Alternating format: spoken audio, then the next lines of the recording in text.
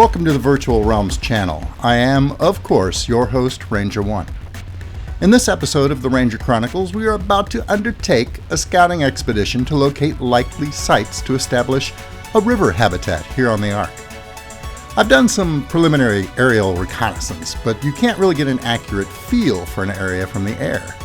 You need to get down into the environment and experience it from ground level before you can truly ascertain just how feasible a new base or habitat location will be. One of the locations I want to scout out is on the far southeastern corner of the map, and since the most direct path there on the ground is to follow the major river systems, I elect to take Dino Croc, a relatively powerful yet largely untrained Sarco that has sired many young for me, but that I have never taken with me on any previous expeditions.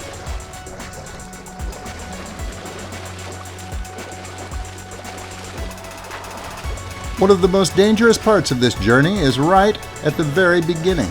The river systems near my home sanctuary at Hidden Lake are very shallow.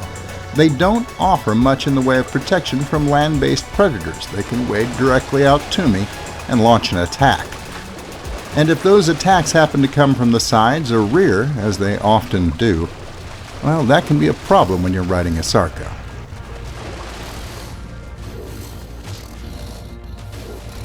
Since a Sarco can only attack in a limited arc to its front, sometimes some clever maneuvering is in order. This pair of raptors almost had me penned in where I couldn't turn at all, but fortunately a quick burst of speed straight ahead saved the day and allowed me to get positioned to deal with the threat as necessary.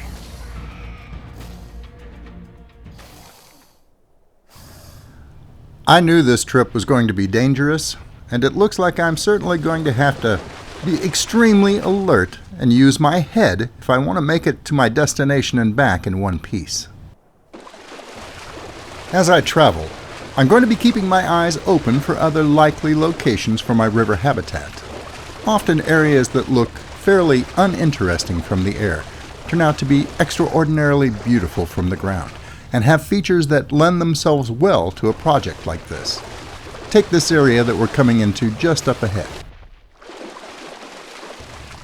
For a habitat, you need to find an area that is large, but in most cases not too large, with interesting terrain well suited to the animal life you intend to introduce there. Additionally, as a general rule, the fewer walls necessary to keep your animals in and safe, the better. This short section of the shallow river system near my home is not only varied and visually appealing, but it would be very easy to seal off.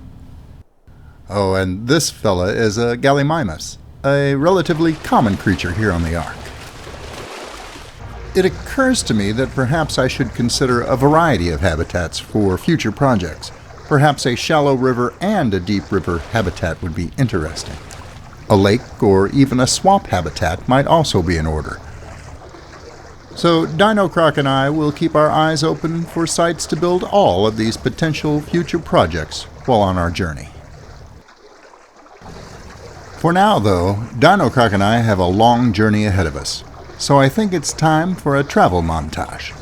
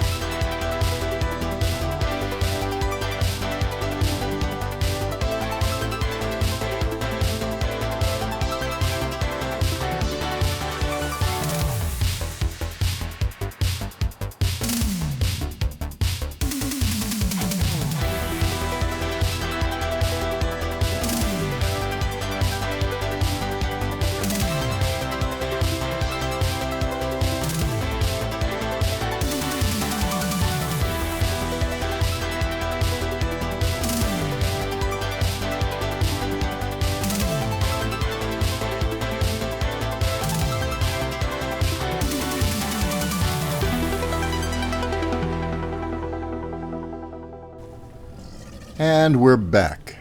After a perilous river journey of considerable length, Dino Croc has seen me safely to my destination, or nearly so.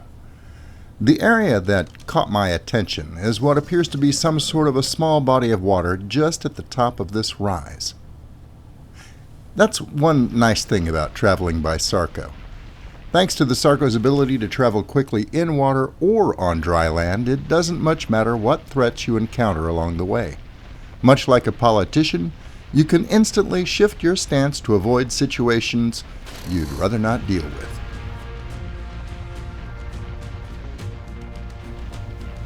If my assessment is correct, this looks like it's bound to be raptor country. And yeah, there are plenty of them running around in the woods, mostly in pairs, with a fair assortment of delos and compies as well. Nothing that my crew of animals can't handle if necessary, but we would have to put up with frequent sneak attacks.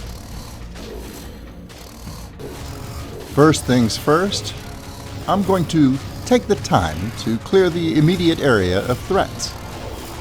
I'm going to need a few minutes of peace and quiet to get the lay of the land here. This appears to be some sort of spring-fed highland lake. No doubt crystal clear and icy cold. Well, that's all well and good, but I also need to assess how easy this lake would be to secure. Again, I'd like to keep walls and fences to a minimum if possible. Oh, and it appears this lake is already home to another Sarco. Well, we'll deal with that here in just a moment.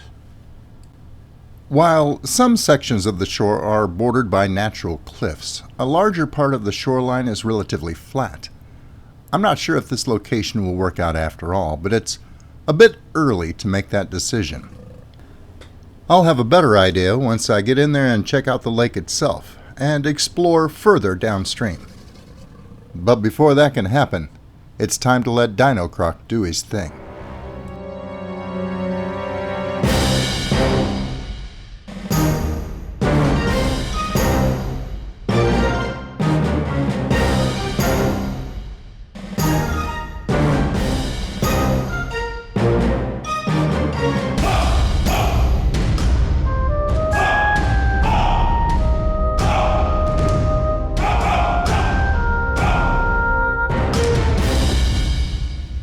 That poor Sarco never stood a chance against Dino Croc. Encounters like this, while necessary, are often the hardest part of ARK exploration. So if I do decide to use this location, we'll remember its former resident by calling it Sarco Lake. And if I decide to use a different location instead, I'll still take the time at dinner this evening to raise my glass in a toast to him and all of the other vicious creatures we've had to exterminate along the way. Unfortunately, this spring-fed lake isn't as crystal clear as I had anticipated. It looks more like the community swimming pool back home after I yelled "Shark!" the day after Jaws opened at the theater. But let's not be too hasty. I've still got to check around downstream. It's hard to tell from the map, but it looks like this waterway is more extensive than what we've seen so far. It doesn't take long to cross the lake, and after exterminating some relatively meaningless creatures on the far side, I do find some relatively charming spots at the southern end of the lake. There I found a small, pristine island, the perfect spot for a picnic, or possibly a large dino roasting pit. It's completely undefensible, of course, at least not without destroying its natural beauty with ugly stone walls. But I'll keep it in mind nonetheless. Continuing south from the island, the lake empties out into a small river, and to my surprise, I suddenly find myself plummeting over a highland waterfall. This caught me by complete surprise, but Dino Croc handled the precipitous drop with surprisingly little difficulty. But our surprises weren't over, as we were attacked almost immediately by the resident of the small, shallow pool at the bottom of the falls. Yes, it's another Sarco, even larger than the last. This whole area appears to be infested with them. It was at this point that I decided to rename the entire area. Considering the local residents and the manner of our abrupt arrival at this lower level, I made the decision to name this area of the map Sarco Falls. It seems highly appropriate, especially considering what awaits us just downstream. You guessed it, a stone's throw further on I discover a second, even taller waterfall. I'll have to admit, this small intermediary pool is even more picturesque than the first, even if it is very shallow.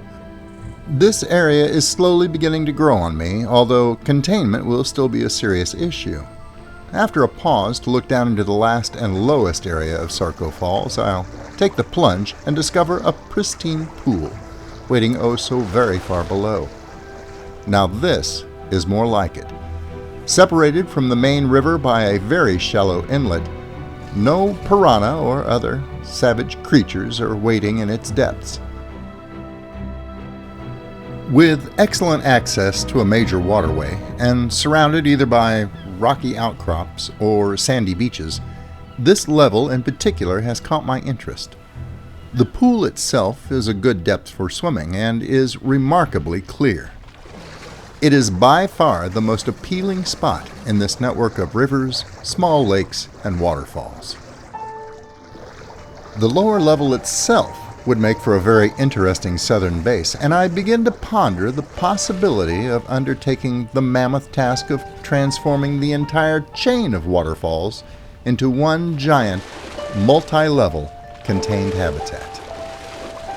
I'm going to mull these possibilities over, and will likely make a more extensive analysis of the area to determine its practicality for such an amazingly idiotic, ambitious undertaking. I'd like your opinion. Would you like to see me develop Sarco Falls into a new habitat here in the south? Or would you rather see me look into something different? Possibly a sea base in the cove of Herbivore Island, or a swamp habitat, or something even more extreme in the frozen snow biome. Let me know in the comments below, and while you're at it, be aware that I also have a couple of other ARK series in mind. I'm considering doing a mod showcase, and quite possibly a series of short spotlight episodes focusing on the various species we find here on the ARK, comparing those creatures in-game with their nearest relatives from our own prehistory. Let me know what you think about those possibilities as well. For now, though, it's time to try and find my way back home through thick fog to the welcoming and secure gates of home. Thanks for watching, and thanks for subscribing. And if you enjoyed the episode, please remember to give it a thumbs up and share it with a few thousand of your closest friends. Until I see you again, good hunting. Thanks for watching. I hope you were entertained. If you liked the video, please remember to subscribe. And if you're already a subscriber, thank you. And I'll see you next time.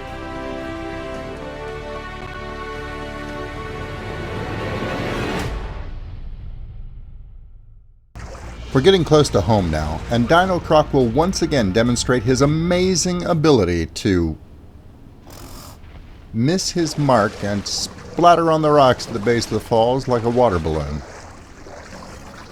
Yeah, that's not making it in.